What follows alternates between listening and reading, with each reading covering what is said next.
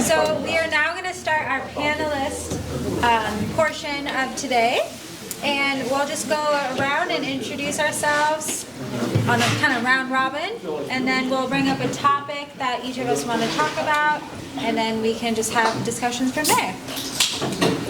So I will start. My name is Hannah Lutgen. I am the Landscape and Floriculture Extension Agent in Maui County. So my role is to provide consultations, conduct applied research, and provide science-based education to support commercial growers, designers, and landscape professionals.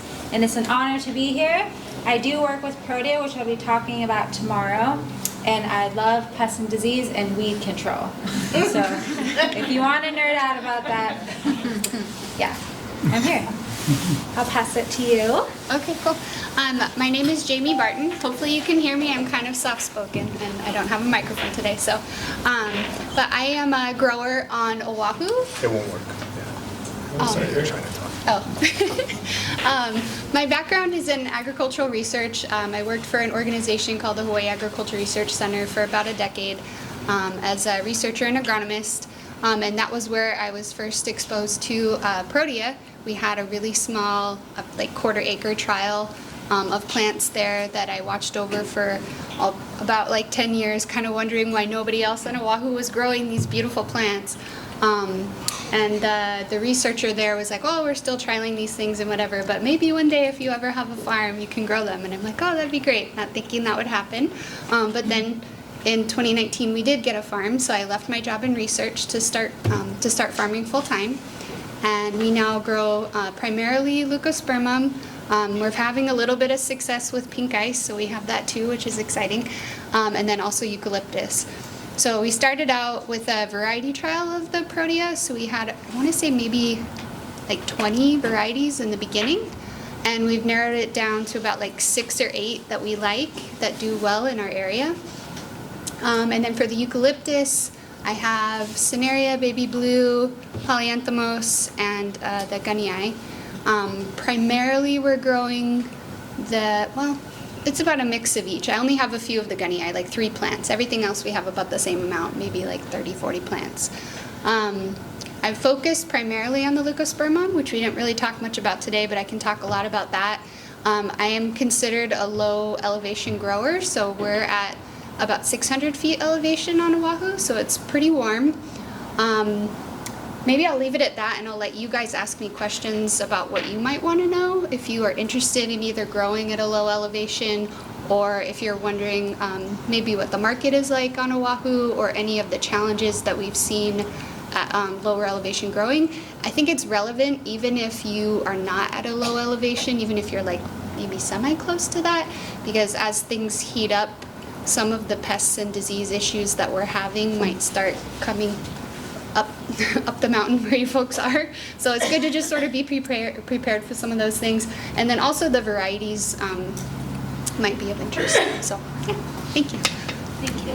Russell? I'm Russell Galanti. I'm the Floriculture Nursery Crop and Landscape Extension Agent for Big Island, and specifically on the east side. So I focus a lot more on floriculture because we have a majority of that here on the east side, although we do a little bit of work as extension agents pretty much throughout all of the ornamental crop industry. I primarily focus on, like Hannah, pest and disease, because that tends to be growers' biggest issues, as well as variety trialing and plant production and releases. All right, I'm Monty Pereira. I'm the General Manager and Head of Sales and Marketing at Watanabe Floral. This is our 80th year in business. This year we celebrate 80 years. For the first 62 years, we were rose growers. But ever since 2008, we no longer grow anything. And being here is extremely humbling for me, because I'm a CPA by trade. My background is in accounting and in marketing and management. So to hear all of the growing knowledge is kind of foreign to me, but it's also inspiring, because what I think we can bring to the table is an opportunity to showcase local product. And there certainly is a revival of an interest in local product. And I think with the communication that Allison was talking about earlier, if we know is being grown, if we know what's being grown consistently, because I think that's the biggest struggle that we're having right now, is we can't consistently count on any particular crop to be available all the time. So when you're mass producing for a website and every other week you're having to pull things off of the website because certain elements are not available, that becomes problematic. So it's really understanding what is going to be available, what's going to be consistently available, and then we can take that and we can build something together. So here to answer any questions as we move forward. Hey, you guys know me. I'm Allison Higgins. So I know Hannah did a great job introducing me. A little bit about my shop, and a little more on where I come from. I have no formal education. Sitting in this lecture room is probably the longest I've been at a college. But I've done hands-on. I've been in the floriculture industry my whole life, and really mainly just want to be involved in this at this level, because if we don't have growers, I don't have a business. So it's encouraging for me to see new growers coming into it, to see a little bit of a younger generation coming into it. But my shop does, I was telling somebody earlier, we do, at this point, about 20 weddings and events a month. It used to be more, but we're focusing on a little bit higher end and a little less on the numbers. My shop's open 7 days a week. And we also have a little plant nursery, so we do retail as well as wholesale, and yeah, we've got about 16 employees and do a lot of bigger, crazy things. But basically, we just really like working with flowers. But that's kind of my background and where I'm coming from. Watanabe's is like the big dog on campus, so I'm just sitting here next to him learning some stuff too. I'm Keahi Niesman. I've been doing farming. It's like a temperate flower farm for probably over 25 years, maybe. No real formal education toward horticulture, agriculture, but I was taught by some guys who really, they're really into it, and I was lucky enough to just keep picking things up all this time from everybody. I mean, just being in this room full of everybody who's got information to share has already been immense already. And I must say, it's farming is war, and anybody who wants to step into that arena is, get a cheer from me. Hey, go get him. But you got to stay informed. Keep looking. I mean, I was just explaining to a couple of the folks I was talking to earlier. You see something that you don't understand, you got to immediately ask questions. Just what am I looking at? What is new? I mean, I was in here. The gentleman I was sitting next to earlier, he brought up the Japanese Japanese beetle, rose beetle. Yeah, that's something I don't have to deal with. I guess I'm at a 4,100 elevation in Volcano, and I don't have to. Kind of unaware. I mean, I hate to be blinders, but dealing with the problems I got to deal with. I'm one of the things that I guess I've had to deal with for eucalyptus damage and things like that has been Madam Pele, the volcano, SO2, and that has burned leaf into where it wasn't viable, turns it pink, translucent, and can't sell it. I think one question is like, oh, what do we do with something like that? You just gotta wait till it grows out. I mean, I guess you could cut it down, I suppose, but it's some of the things I had to struggle with and everything. But here to learn, and if I can pass anything on to anybody, I'll try. Thanks. Okay, sorry. I was thinking about bugs in my life. So They're everywhere. let's start the panel discussion. Who wants to start? Is there any questions from the audience for us? Yes? I had a question for Jamie. So we are Protea Farm on Maui, and we first met on Instagram, so it's fun to be in person. But I really like seeing some of the content that you put up, like in your stories, like just kind of questions and like, how the heck am I supposed to run this farm at these prices? And like, I don't know, like how have you been I appreciate just that constant, like, of course, because as a wholesale price, like, people want it as low as they can, so then they can do what they're doing. But you're like, but I can't really be that low either. Like, how do you, yes, just if you want to share any of the things that you're finding out about being I have so many thoughts about pricing. I'm happy It's to hear them. It's so tricky because I'm not going to say anything that everybody here doesn't already know, but like we're all starting from different places, right? So whether you're like on a generational farm and you live there, or you're someone who recently purchased land on a really expensive island or in a really expensive part of your island, your starting point is really different, right?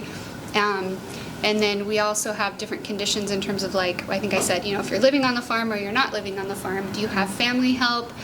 What are your labor costs like? So I think those are some of the things that I'm grappling with. I'm coming from a job where no matter what I did, I got paid and I could go help farmers for free. You know, it was like the best job ever. But going in and starting my own business now and having to rely on that income to cover those bills, and for us it's the mortgage is the killer, right? But you know, even just to cover labor costs, like I have to consider all of those things. We do get a high price for our proteas. I would say we're pretty standard or average for the eucalyptus. And it's just been me testing it out and seeing what works. It really depends on who your buyers are. A couple of people have mentioned like it's easier to go directly to the florist than it is to go to the folks who are going to resell the product to the wholesale places, because it's difficult for me to sell at my price and then for them to again mark it up. It just becomes unobtainable for the purchasers. Mm-hmm. So one of the things we've done to get a little bit more creative with that is several people mentioned this today, but like finding stems that wouldn't necessarily be considered like the highest quality or the best market, or what Allison said she loved to work with, which is curvy stems or shorter stems.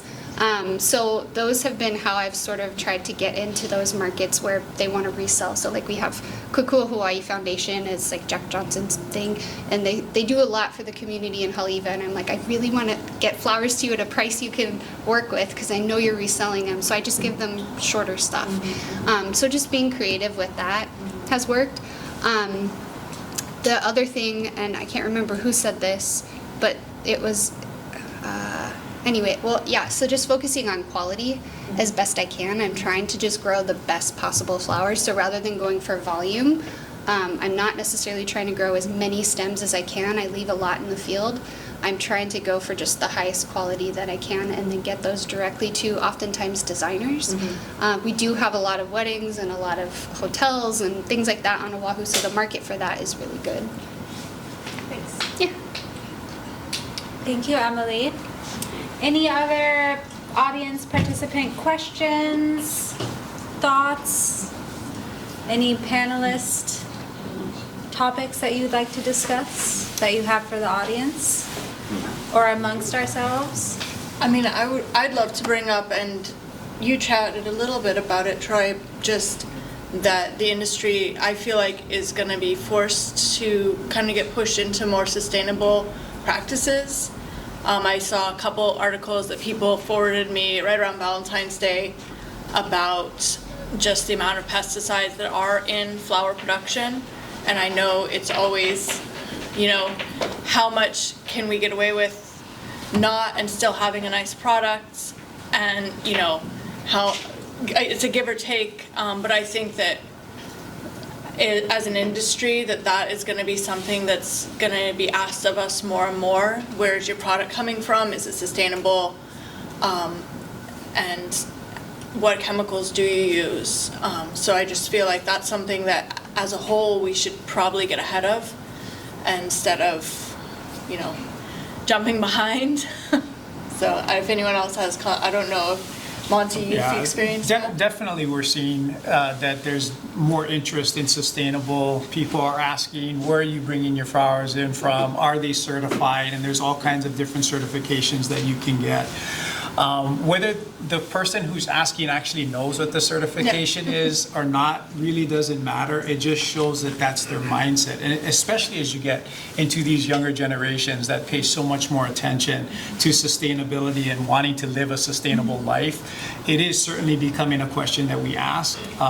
So you're absolutely right with that. So we try to source where we can at least say we are bringing in stuff from places that are certified, but in terms of local, I mean, I don't know of any local certifications that there is, but yeah, I mean, you'll get certain articles that come out just ripping the industry because pesticides are being used.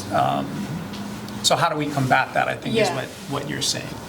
To add to that, I think from the grower perspective, some of that is on us to communicate the practices that we're using and the things that we're doing, and just do a good job of trying to get that information out to the people who are consuming the product so that they kind of have a better understanding of like, organic doesn't equal perfect, it's nuanced, right? Production and things like that are nuanced. So yeah, communicating those things. Yeah, I mean, I think at the end of the day, it's who tells their story the best. And as growers, you control your story. You have a story of what you're doing, why you're doing it, how you're doing it.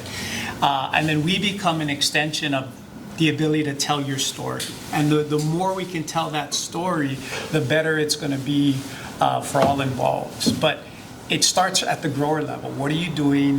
Why are you doing it? How are you doing it? And then we become an extension of that. I also feel like there's a lot of, sorry, go I ahead. was just gonna ask, Monty, do you guys have a lot of local farms that you guys work with? We do. I mean, if anyone wants to sell something to us, we're very open to it. But again, it becomes, can we consistently get something from you? So especially on Oahu, there's a lot of smaller growers that will just bring stuff whenever they have.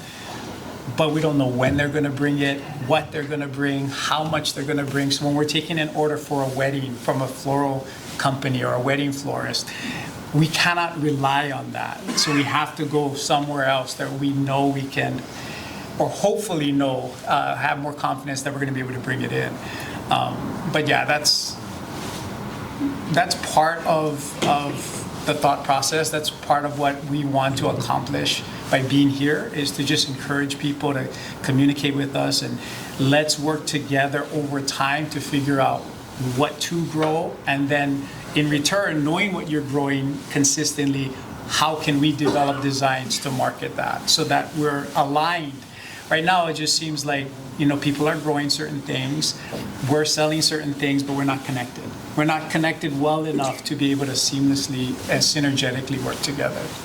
Do you, because I know that obviously some things don't bloom year round, or like they can bloom here for a season and then you may import from, Right. a different hemisphere to get like things year round or whatever. But like for your website, like do you have like general guidelines of like these types of things are available these seasons? Because I know we as farmer florists, we often get brides like being like, I need 100 King Protea in July. And they're like, well, I was like, you may want to talk to Australia. No, I don't know. Like, Right. But I'm just saying, like, it's.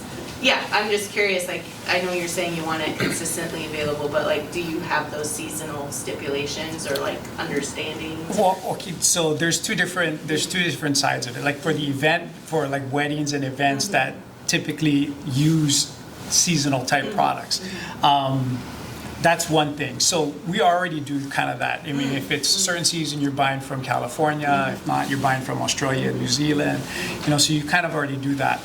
What I'm more talking about is the everyday business, because the everyday business is what can give you consistent business 365 days a year, not geared towards a wedding season or not geared specifically to just Valentine's and Mother's Day. But how do we generate consistent business that growers can rely on the other 48 weeks of the year? And that's the struggle that we have. So we try to simplify our featured website lineup to things that we can consistently get. But the tropical flowers have been, before I came up, I got a text, can you remove 10 of our tropical arrangements because we don't have ginger. Ginger is not available. You know, so everything that we have ginger on our website has to come down. It was down all week. It went up today, and now it's back down again because the shipment didn't come in. That's what I mean. If you're a consumer coming on our site and it's not available consistently, that's not good for anyone. So that's kind of understanding what is going to be relatively consistently available, and then we'll create designs around that. Just, I can speak a little bit to the certification, having sold wholesale and retail, and it's not a new trend, but it's interesting. It's increasing with the next generation. Generation Z is much more interested in that process, but at the same time, they're not the big flower buyers right now. They eventually will be, hopefully, you know. But so it's that constant balance of we want, you know, you have a voice.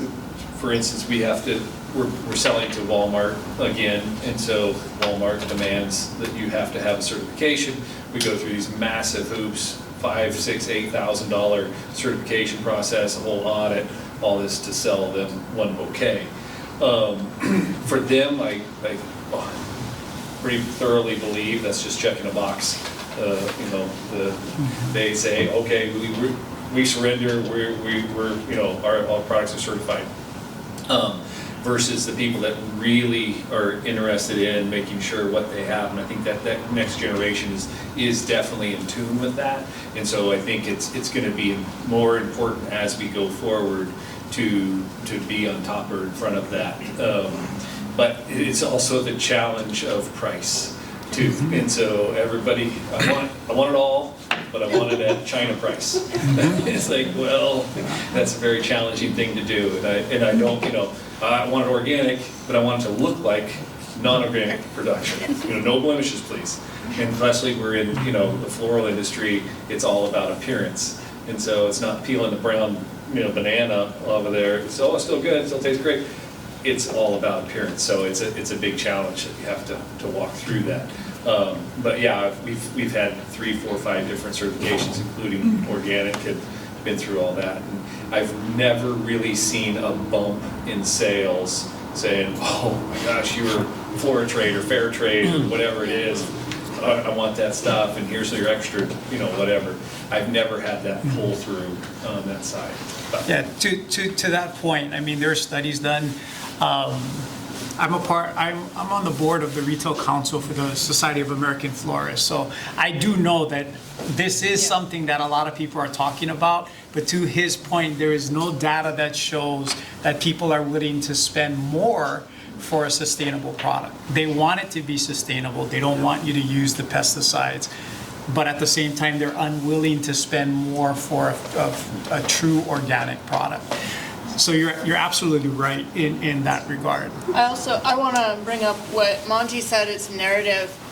I worked on a certified organic farm for 3.5 years, and I don't think people realize organic doesn't mean no spray. Organic means you go through the least, you know, harmful or the least toxic methods first. And I feel like most growers do that. Like you guys don't want to spend money on pesticides if you don't need to. And so I think as farmers, you know, I feel like social media is a great platform to be shaping your narrative and to be showing what you're doing, and the reason we're doing this is X, Y, Z. And I think that would help a lot, you know, change people's mindset of sustainability isn't just organic, it's so many other things. It's, you know, composting, I think. I want to have a conversation with him later about what he does to make compost on that scale, but I just wanted to bring up the sustainability aspect because I think it's something that we are going to see more of and more questions as the younger generation comes up. But taking control of that narrative of, you know, Even if it's things that you are doing, Yeah. like she said, it's not 100% organic, but what are you doing? And if there is something that you are doing, then tell that. You know, share that story, and then as an extension, if we're carrying your item, then we'll sell that story, whether we put it by your product with a sign that shows a picture of you in your farm and the things that you're doing. And That's it's good the way for to the combat environment. that. I mean, yeah. you know, like, I think it'd be great, it's great for us to Especially work for on us, because we're sustainability. an Yeah, we're on an island, island. we're We all should be islands, thinking so that way. especially for us, it's important. Yeah.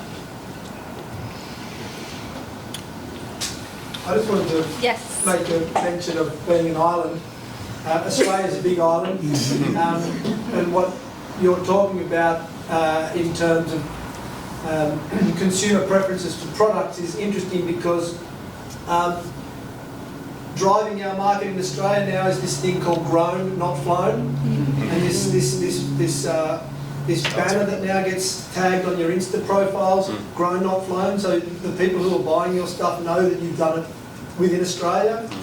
And just a statistic that someone put up just recently on the Insta in Australia to promote buying Australian products was we imported 3 million roses into Australia for Valentine's Day, which created 50 tonnes of plastic waste and packaging for them to get to Australia, let alone the carbon footprint in flying them, and the biosecurity issues surrounding that on where they were grown and what sort of practices they had in terms of pesticides and other things, and then the potential for insects and other pathogens to come into our country that find their way into a florist shop and then distribute it out from there. So it's interesting that as an island, this grown not flown is driving what our consumers are wanting, and they're saying, well, we should be more independent. Well, and it, you know, it kind of comes back, unless somebody else has something to say with that. I feel like, you know, as buyers, we really do need to work better with the farmers and the farmers with us, because I know a lot of farmers are like, well, I'm starting out and I want to grow this and this and this, but I'm not going to be able to use those. And so, you know, finding out where the need is and, you know, and growing them consistently, like Monty said, you know, if I can get white snapdragons year round, I would be really, really happy. I can get them most of the year. But you know, also it comes back to if you guys are growing them consistently and we're not purchasing them, then you're not going to continue to grow. And so it's sort of we need to be communicating again.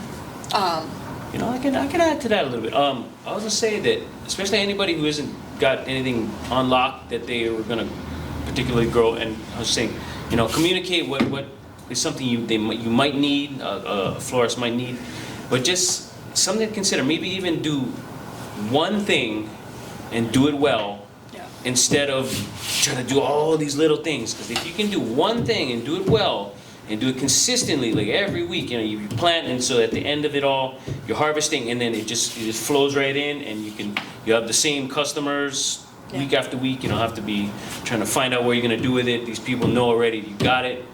You're gonna come for it. Yeah. Here's the price, you know, and just make it happen. I guess that's. I would just add to that and say maybe 2 things, just Yeah. in case. Yeah, no But, fun. I mean, sure, And but you know, I yeah. have a neighbor who, he used to grow like these killer broccolis and all these great things, and he just does exclusively bok choy. That's all he does. That's it. He did bok choy, and he just cleans house. Just like that's all because he knows the whole routine, what's gonna go after it, and he's just like, I know what you mean. Don't put all your eggs in one basket because it's dangerous. It's dangerous. But if you get something, I mean, I don't know. But I've always thought maybe it's just like some herbs or something like that. Like all you did was rosemary, you know what I mean? Like just go chop it, throw it on a thing, and there you go, sell it to everybody, and something like that. But I get what you're saying. Yes, don't think yourself out too far. Don't tell them to grow herbs. No. Oh, sorry. So I want to say something as a grower, because climate change has really affected my farm. This year it's so cold and so wet, it's taking so long for things to grow. And I succession plant, and they're not coming up one right after the other. And that's my biggest challenge right now. I will say, and this is very regional, that weather is actually our normal weather. The last few years have been in drought. And drought was so good. But we had a really, Even if I had to go haul in water, yeah. the winter months were That was actually more of normal. Than actually very normal.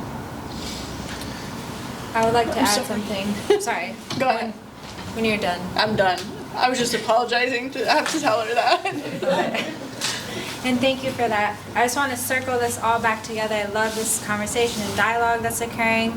But for the sustainability aspect, I truly think with the growers, selecting the right plant for your site, number one, that's really important.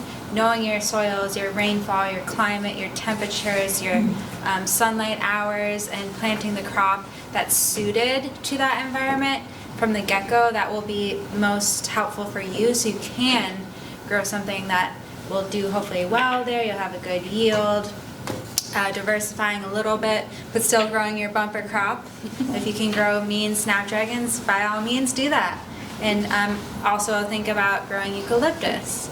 And then for incorporating the buyers and the sustainability aspect, I think events like this conference, thank you for putting this on. I think all this communication, more education in marketing that, are small growers. Like, these are, meet the farmers, this is what they're growing, this is what they're doing to build soil health, to help stimulate the soil food web, and then our buyers are are buying and supporting local small businesses, so it's all like interconnected. So if there's a way we can just continue all these conversations and communication.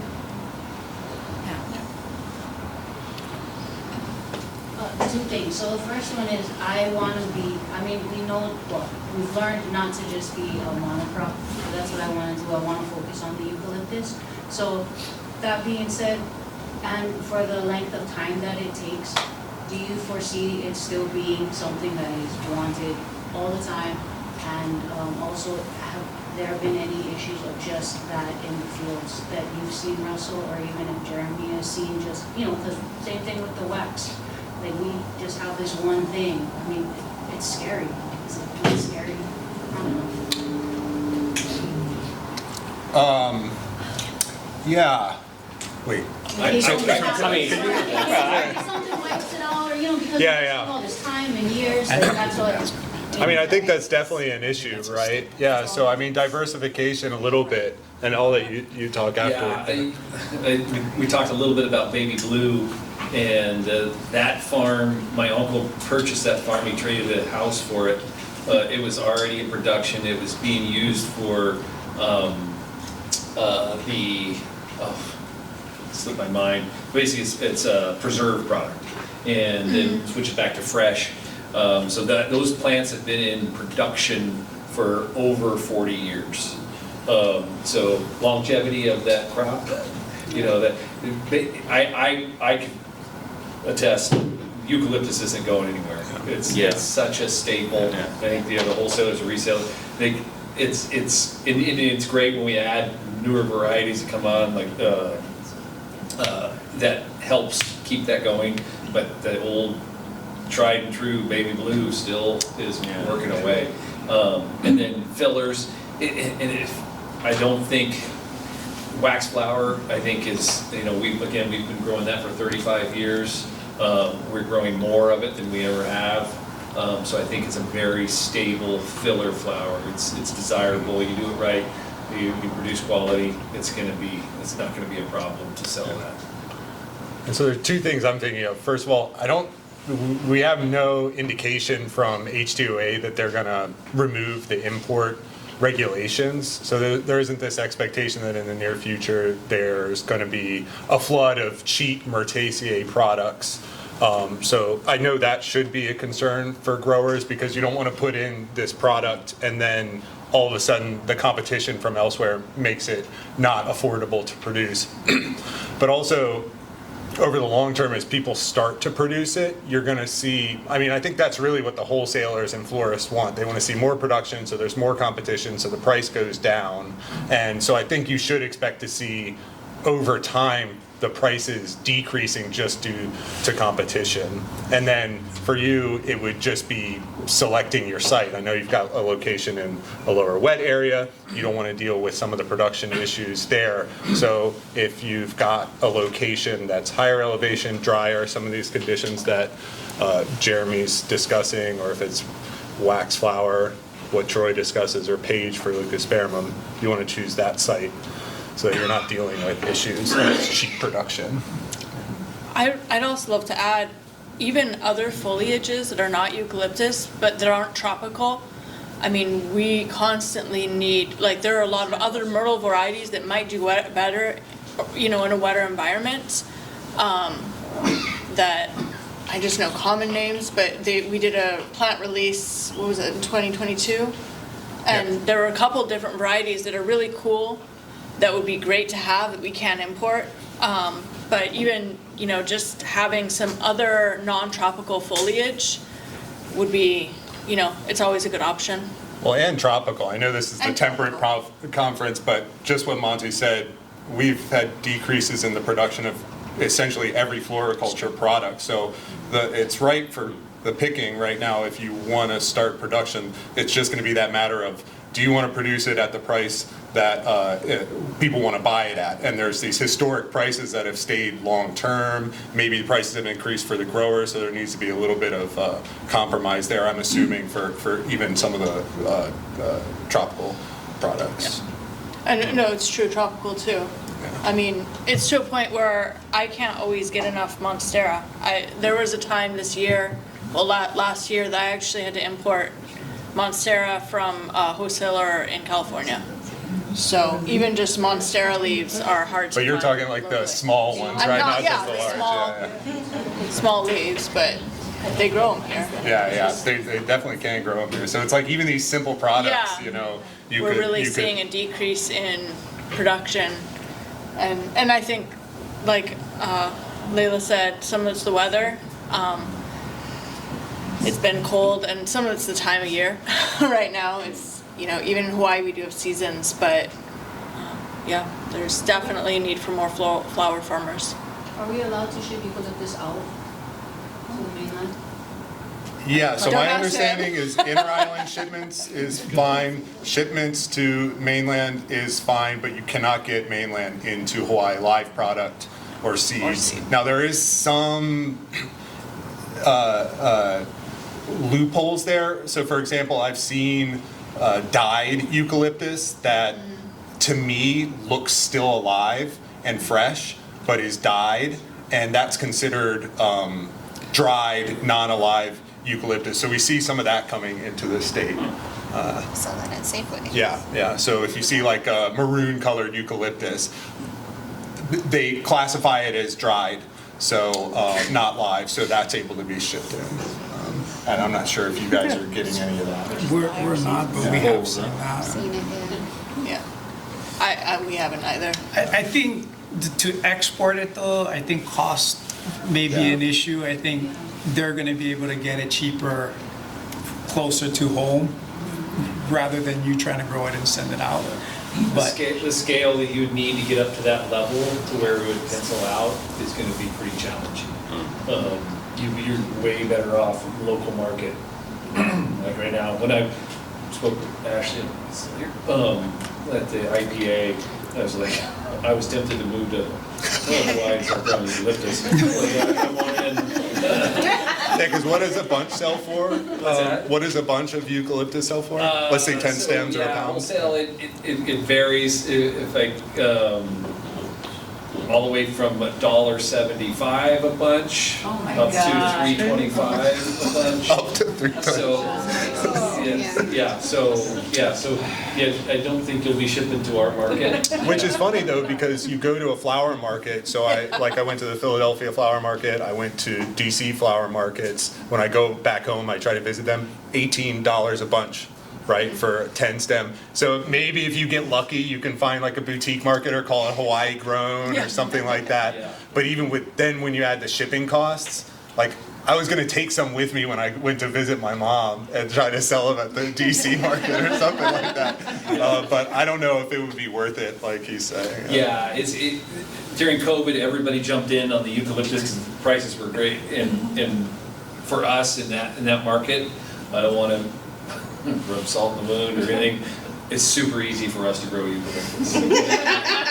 Comparatively, especially to waxflower or protea or anything else like that, it's our easiest and safest. So, I think I already told some people that I had employees leave us and then go start their own farms, and so the market just got flooded. So Parvifolia was a relatively new one in the market for us, and it was having great numbers all through COVID, and it just went toilet. That's what I'm selling, $1.75.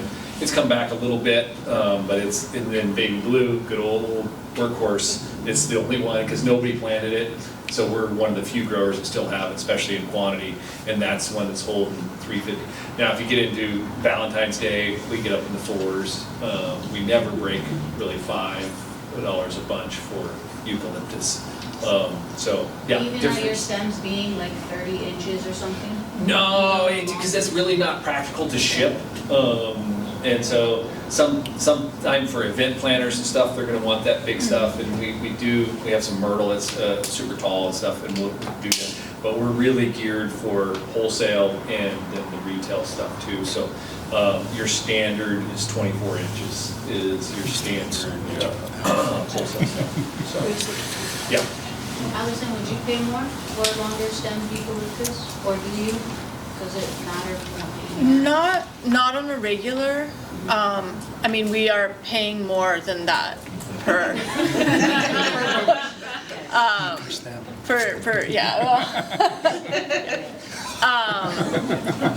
but we price our short stems cheaper. Just to have an option for people if they're like more budget conscious and they don't care. Some people don't care anyway. Yeah. Like, it might fit what they're doing. Unless we had like something that we were designing specifically for, like a statement piece or a really high-end arrangement. Most of our like everyday arrangements, I don't know if you also like, this piece is behind me. Yes. If somebody was like, hey, we need some 3-foot tall arrangements and I needed long stems, then I'd pay more for that. But generally speaking, for like a dozen roses or like a medium arrangement to a large, 2 feet usually, 24 inches is sufficient for most things we're doing. Yeah, but if you had that option, we'd maybe need it, just not like every day. Yeah, what about distilling it into oils or whatever? What is some of that stuff that people be doing? There's a project right now looking at it here from UH-Hilo. They're looking at biofuel.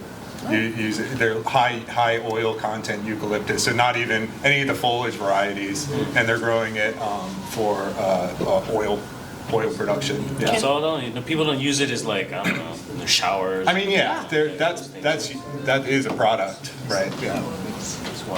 Yeah, we have a customer, again, through COVID, sales have died off, but self-care became really big, and he had a whole business around eucalyptus, shower eucalyptus, and we sold him a lot of baby blue. And again, that's kind of died off now, and plus he's had more competition. We did, I was telling Jeremy about, I tried to do essential oils out of the baby blue because it has so much oil in it. And I was so excited, and I found a local farmer that was distilling all kinds of different stuff, sage and stuff. And it stunk so bad. It spilled in my seat in my truck. And I was so excited for it. And I was going to go back to the farm. We're going to do all these great things. And I'm like, oh my gosh, it's sitting on my workbench right now. Everybody thinks it's a urine sample. That would be a no then. But I mean, are different to these types. So if you picked eucalyptus for a while and got the resin on your hands, and then you wait a few hours and you smell your hands and they smell rotten, that oil gets old. But the southern blue gums, and there's other types which have a much better essence. And in silviculture in Hawaii, I've had a look at some of the types. Corymbia citriodora, the lemon-scented gum. That gives a nice, Love that one. a nice oil, but it's not baby blue and not cinerina. I don't know about polyanthemos, but the ones they do in Australia are the southern blue gums and the ones that have the citron, like citriodora, Corymbia citriodora, and those other ones. And that comes over like a tanker load almost from Australia. So I was looking more as a boutique, I treat it like a boutique winery, like we have our own, but buy in the bulk from Australia. But yeah, looks like we need to find a different strain to get our essential oil. I've got a quart if anybody's looking for something. That's great. Yeah, I got a question there, even Jeremy. Well, but you guys ever log eucalyptus? You guys ever log it? Like, Oh yeah, yeah? very sadly. Yeah. I mean, Oh, my it goodness. moves quick though, isn't it? No, not quick enough. You remember the picture that I showed you, the tallest tree earlier? They're 100. That's 100 meters something. tall. Oh, okay. Yeah. Okay. How big do they get in 40 years? Oh, easy. Sydney blue gum, which you have on this island, Yeah. I believe, in Hawaii. Sydney blue gum, in 40 years you'll get diameter at breast height of this diameter. All right. So that's a fairly quick one. Eucalyptus grandis, the flooded gum, you'll get the same. And they're both very good for logs because they both, in the density of planting, they don't have low limbs. So you get really tall, straight beautiful. trunks. So Eucalyptus grandis in Australia, they cut for telegraph poles because they get straight with no side limbs. The big logging industry in southern Australia, they're not going for pine plantations for pulp anymore. They're doing Eucalyptus globulus, southern blue gums.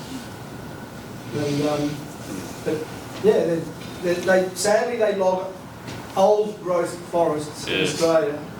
And those big trees that have got the heartwood is basically dead and decayed, and the living sapwood around the outside, they pulp it and we export it as chip to make cardboard for us to buy back televisions from Japan and China. And it's very, very sad to see that because this old growth logging, they rip the plant communities apart and then plant a completely different species that's alien to that community, which is southern blue gum, which people consider to be weeds, but also they wreck the aquifers because they just tap in with their root system and just suck all the water out. So, agriculture that's surrounding these regions are not really happy, but it's bad that the logging industry in our state of New South Wales is meant to be independent, the Forestry Commission, but they're very closely aligned to government, and then you got all sorts of different stuff going on, which I can't use the word corruption, but there's stuff that goes on that's just not for the best for our state. And I chose to use a pretty picture of a koala, but the koala habitat in our state is being diminished like every year from the impact of logging.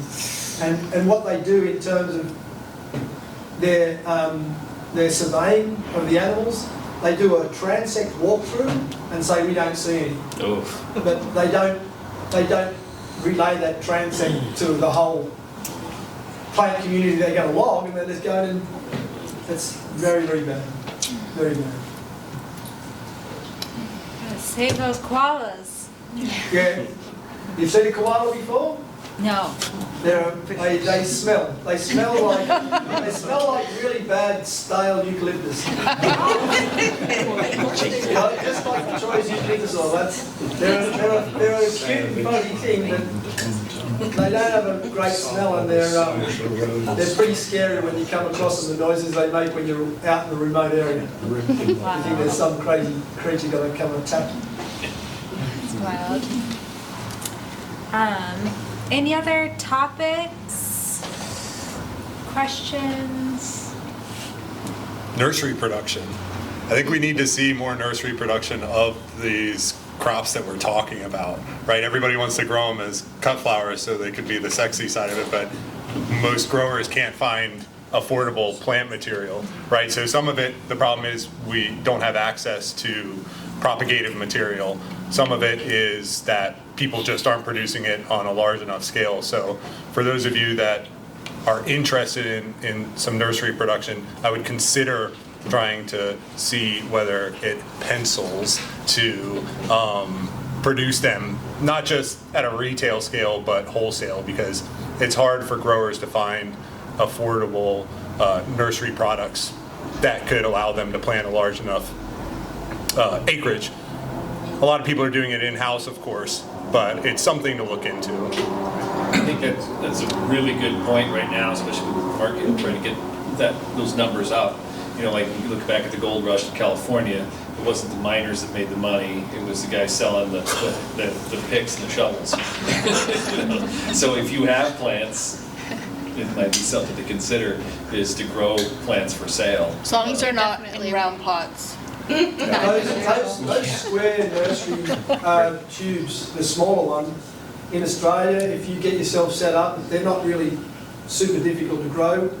In Australia, you can buy them for a well-grown stock, you know, this high for $2. So the cost of production, if you get into it, your basic ingredients, it's a scale of volume stuff, but perlite, peat moss, cocoa peat vermiculite, some stuff like that, a few grams of seed will give you, you know, a good start.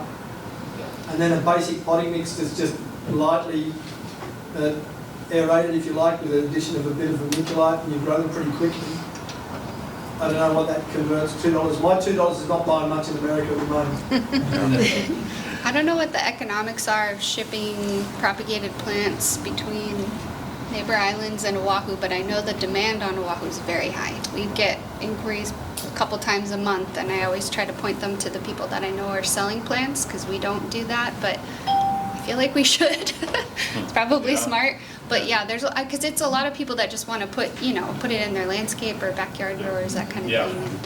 And we had When we several purchase plants, the propagators price is that pretty- used to sell to the cut market growers, have shifted over to the potted and landscape side. And there's a huge market on that side for landscape plants. So yeah, you can do both. And there's, so anyway. At least I've found in my experience, it's been harder for me to propagate most of these plants that we're talking about at low elevation compared to higher elevation. So some of those islands or areas of islands that don't have that opportunity, or they don't have, propagative environments, it's harder for them to propagate. I don't know how easy it's been. Like, are you propagating on Oahu, and is your success high? I did in the beginning, and in the beginning I think our success decreased every year because, to be honest, I'm not a nursery person, and so we were not on it with our sanitation of all of our pots and everything like that. So our first year we did really well. Every year after that it really declined, and then my labor costs are very high when I do have labor, so for me I was like, this doesn't pencil out. It's actually smarter for me to just purchase plants because it costs me less. Sure. So that's what we did to get our farm planted out. But I think now that we're at scale and now that I see how high the demand is, again, I don't know what the economics are of shipping the plants. If I think it would be worth it. If it does pencil out, and you are a nursery person on any of the neighbor islands or Oahu or whatever, I think the market is high. People are constantly looking for plants.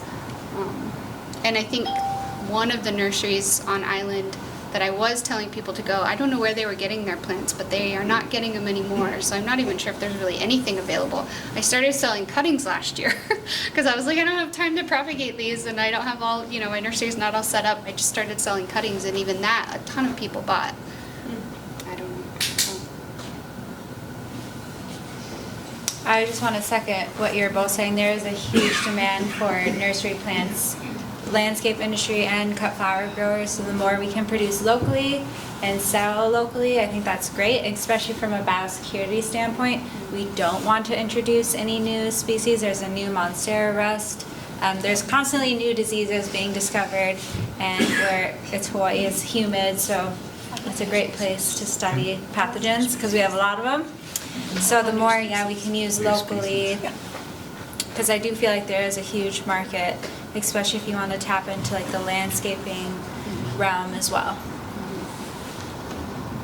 I guess I should speak to that being one of the only nurseries in the state that was producing Peronia long, not me. I am not going to be talking much about the production because I never made it that deep into the rabbit hole.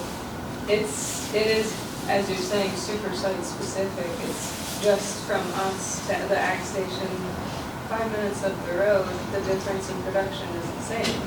So it isn't easy because you gotta have your whole system fully dialed in. And then the cost of bringing all that, like you guys can probably get bulk materials much more readily than we can. It comes in from someplace else, so that cost already puts us, yeah, they're like $14, $15, $17, $25 a 4-inch plat.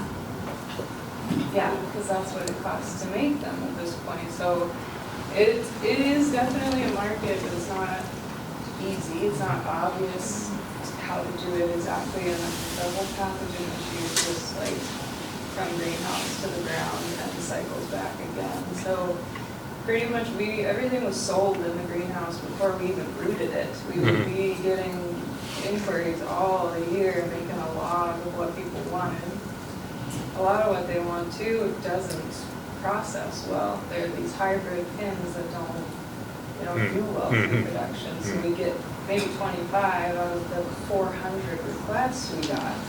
So they're sold every single season, and for mom to be the one and only doing it, it's not possible for her to never keep up with demand. So that's kind of our experience in it. Were you all harvesting for propagation only one time during the year? Or were you trying to get away with doing it throughout the year? There was no getting away with, it's very seasonal, so you can't really budget. Like they were saying, buying just a bloom stem and trying to work out of it what you can. Maybe you'll get a few strikes, but if you're in it for production and trying to do it, you do it when you do it, and that's it. There's not a lot of wiggle room. And again, it's mom. She's out there harvesting thousands of cuttings a day, and then has to go in the next day and process and stick and do the whole thing. So yeah, it's just there's not enough people doing it, and there's probably not enough regional locations where it works actually. So it doesn't make sense to invest in all this imported material, and it's a tricky one to get people to look into. It isn't making money if you're not in the right place. It's a waste of your time and your resources. So yeah, I don't know how we mitigate that exactly.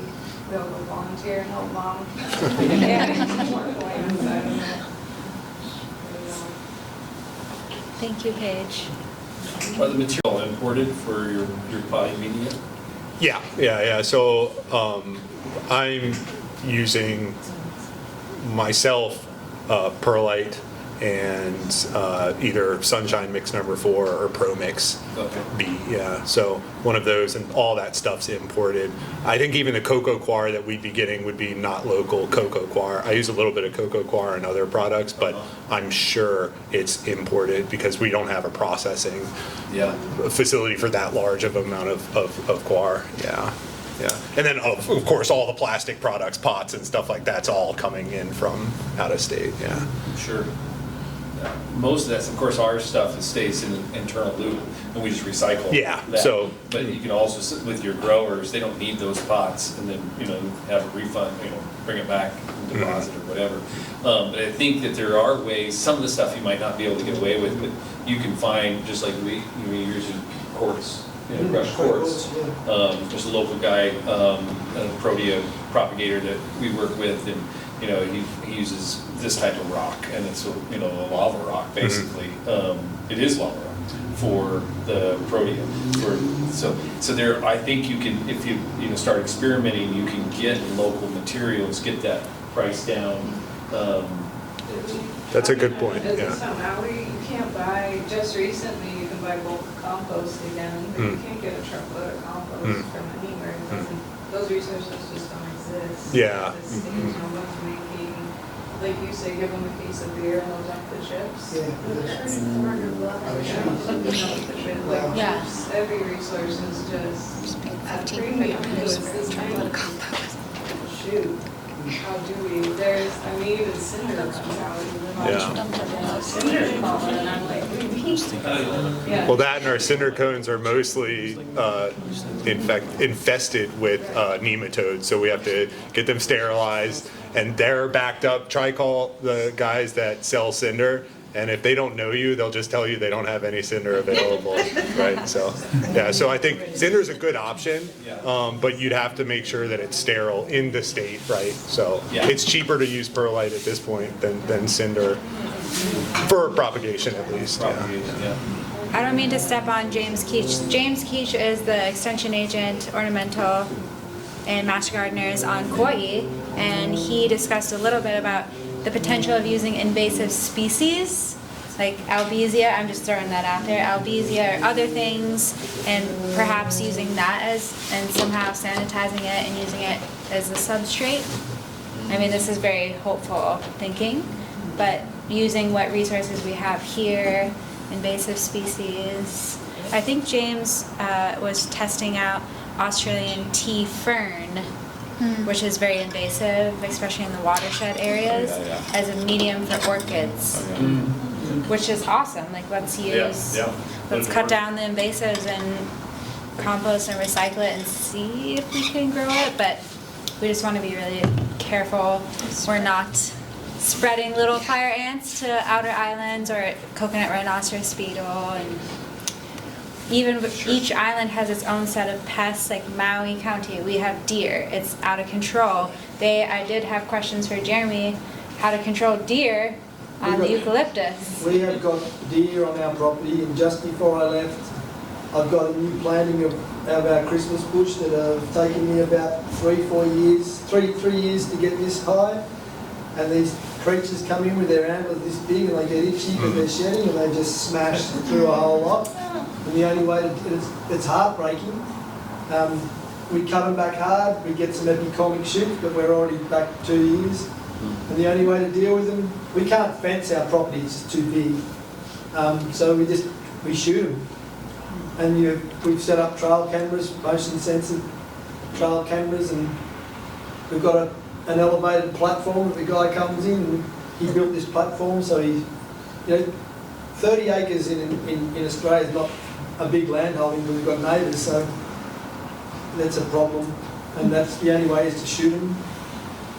And if you remember looking at the position where our agricultural plateau goes into deep valleys and then back up the other side, and they just hide in there, breed in there, come back out, and it's been a big problem for, 35 years in our district, and it's getting worse, and it's spreading. The hunters in our district, I just say, come and get, there's a herd of 6, shoot them all. But their philosophy, they want to come back. And so they don't shoot them all. So the state government's got a feral animal program in place, but sooner or later they're going to have to answer the question on feral deer, because they are now causing major accidents on our motorways, and they're moving into suburbia, they're getting on the rail corridors and interrupting train movements and things. So it's getting pretty bad. Rabbits, we've got a few viruses that are dealing with those. Pigs are. But further out in dry areas in the west, feral pigs and goats. But our coastal fringe is being impacted heavily by rabbit and deer. Thank you for sharing. One of the things I know we're wrapping it up soon. We got 10 minutes. We're good. To bring up to the extension agents and growers, it would be great to look at some of the native plants that have maybe some viability.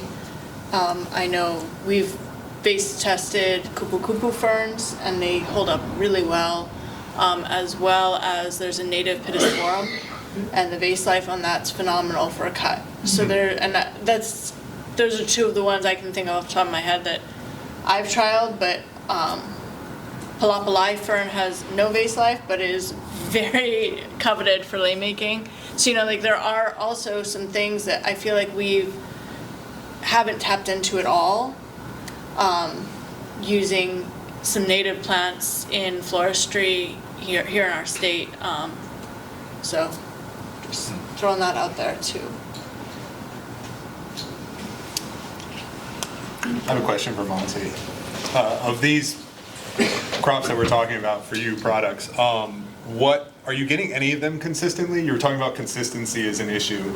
Of the eucalyptus that we're discussing, or even others, are you getting them consistently? What are you looking for? I think For growers. eucalyptus, no, well, Because I've seen you have some of these eucalyptus yeah. products, But but see, I'm not on Oahu. So. because, like for eucalyptus in particular, we're not using them in our everyday pieces because we don't know if it's going to be available all the time. But we heavily featured them for Valentine's Day. All of our higher end stuff were packed with eucalyptus in it. But we're leery of putting it in an everyday piece. And then as wedding florists come in that order something, then we source it out and we get it as needed. And for the most part, we're able to fill that. It almost seems like if there was a co-op of all these smaller growers that could compile it and make sure they were getting enough product to you every week, then you could start to use it more regularly. Yeah. And Lucas Pheromone? I won't even ask about wax flower. Yeah, not wax. Not always. No, not always. Yeah, there are gaps in there. But ginger is the biggest issue. Ginger, okay, yeah. Well, we're going to be releasing virus-free ginger next year, so so that's coming up.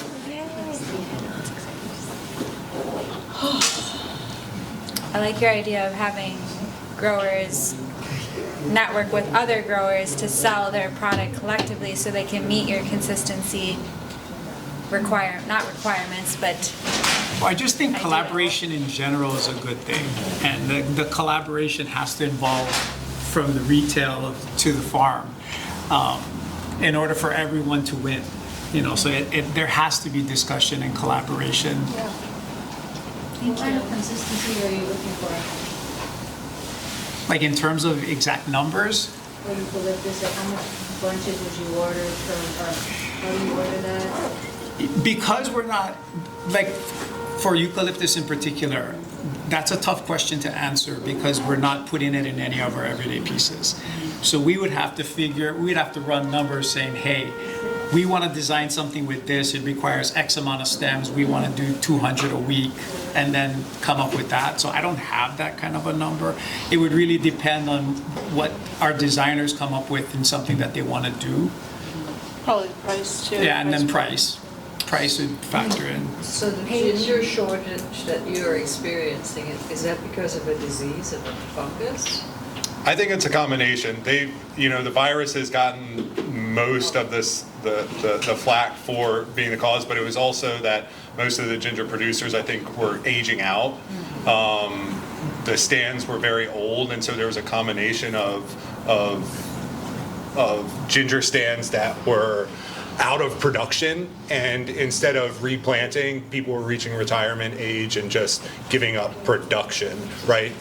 And nobody was stepping in to replant, or nobody was stepping in to revive those stands. But definitely the viruses plus other diseases, and this is just my opinion, we haven't, there's nothing backing that up, just what I've seen over the last 7 years is that, yeah. I think Paige had her hand raised. When we're talking about just like getting resources to new growers, people that are interested, I know like with food, this is like a Russell Hannah question. With food crops, there's endless programs you can go through to learn exactly how to grow saleable crops, where to sell them. Yeah. Like, they set them up just to go straight to success. Is there anything like that for flower growers at this moment? No.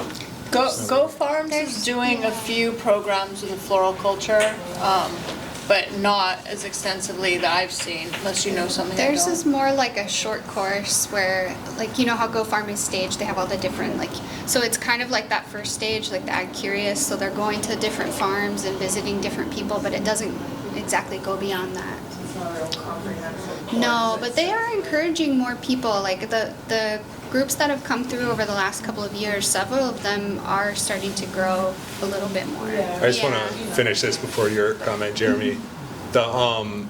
the funds available for floriculture and ornamental plants are much lower than that for food crops, because there's a push in the state especially for food sovereignty and increasing food production.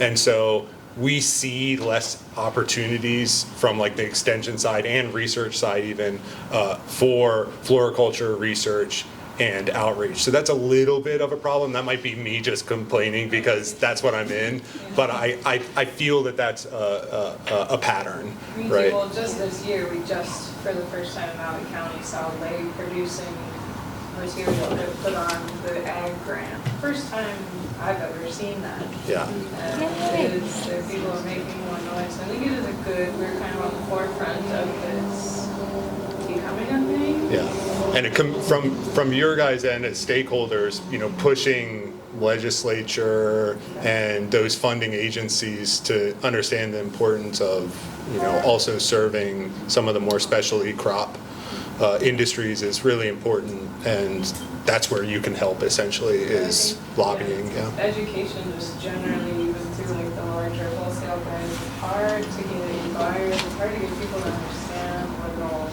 means exactly. And we were finding even through the grant folks, they're like, well, lay flowers means plumeria and Thai orchids. And we're all going, no. And they're like, well, just show us what a lay flower is. Then they don't know, they don't even know what it is. So I wonder if that's a pretty crucial piece at this point, is keep pushing the education and awareness. I think it's really important. Yeah. Absolutely. Thank you for sharing. I just wanted to say something that Monty touched on, is what happened in Australia is before people started collaborating, everybody saw, oh, I'm growing wildflowers and he's my competitor and they're my competitor. And as soon as that idea of they're my competitor, let's collaborate, and the formation of small industry networks, what started the Waratah Industry Network grew and became the Wildflower Industry Network, which is a state-based thing. And then there was little workshops and people were sharing ideas, and they weren't the competitor anymore, they were the collaborator. And when that happened, it just seemed to work so much better. That you're not my competitor, the competitors are, if people are prepared to ship stuff from South Africa into Australia, that's our competitor. Yes. And so that's what's happened in Australia. People tried co-ops that weren't that successful, but certainly collaboration, small industry grower groups of people growing a similar product, and then you come together and you say, hey, I tried this worked. And like today I was more than happy to share everything that I knew about wildflowers with you, and I'm more than happy to continue to do so, because if you're growing stuff over here, you're going to have a great industry going. And like I just see Australia as an island where we shouldn't be importing stuff, and we can be completely self-sufficient. And that means that when we stop importing flowers, the returns for growers in the country, you know, step up and get better. And if someone has a failure, they'll share it. We have a quarterly, quarterly meetings with these groups, and we go to visit other people's farms, and they open up their hearts and they tell us exactly what they do, and there's no secrets. And that's where we've started moving, because we're little in the world market. When you see Troy's numbers, you know, there's nothing like that really in Australia. Our competitors for wildflowers on the world market is Troy. We've talked about this last night. It's South Africa, it's Israel, and all this sort of stuff. They can get product into the European market. If we start pumping up big production in Australia to go into those markets, we're not even in the game, because the shipping cost or air freight for fresh product into Europe is prohibitively expensive. And then we've got wax flour being produced in Israel that can arrive at a quarter of the price. So Australia's got a little industry that is just ticking along, and that's sort of encouraging people with this idea of grown not flying. I just wanted to thank you so much for saying that, because I agree with that wholeheartedly. Like we're growing such incredible product in Hawaii, and I think if we could, like that's something that came out of that Go Farm Agrofloristry group or whatever, was how do we get all of these interested growers to meet up more regularly? And that's a question that I had for you folks, because I don't know how those industry organizations form. But like, for example, the cacao growers or the coffee growers, like could we have something, I mean, I know we have HEFNA, but like, I don't know, it doesn't feel cohesive on Oahu, I will say. So how do we like bring these folks together more frequently? I'll answer for a second, Okay. let you answer, and then we gotta wrap up.